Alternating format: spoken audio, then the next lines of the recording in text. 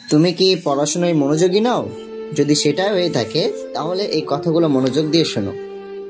তোমাকে পড়াশোনায় মনোযোগী হতে হলে কয়েকটি কথা তোমাকে মনে রাখতে হবে। নাম্বার 1, তোমাকে পরিকল্পনা তৈরি করতে হবে। প্রতিদিনের পড়াশোনার সময়সূচি তৈরি করো। এটি তোমাকে সময় পরিচালনায় সহায়তা করবে এবং তুমি কিভাবে সময় ব্যবহার করবে তা পরিষ্কার হয়ে যাবে। নাম্বার 2, স্বাস্থ্যকর জীবনযাপন করতে হবে। ভালো খাদ্য, পর্যাপ্ত ঘুম এবং নিয়মিত ব্যায়াম মনোযোগ বজায় রাখতে সাহায্য করে। নাম্বার 3, মনোযোগী পরিবেশ তৈরি করতে হবে। পড়াশোনার জন্য একটি শান্ত, নিরিবিলি এবং পরিচ্ছন্ন পরিবেশ তৈরি করা দরকার। যতটা সম্ভব ফোন বা অন্য বিভ্রান্তি এড়িয়ে চলুন। নাম্বার 4, ছোট ছোট ভাগে ভাগ করে পড়ুন। একেবারে বড় বিষয় পড়ার পরিবর্তে ছোট ছোট অংশে ভাগ করে পড়লে এতে তোমার মনোযোগ ধরে রাখা সহজ হবে। নাম্বার 5, নিজেকে পুরস্কৃত করুন।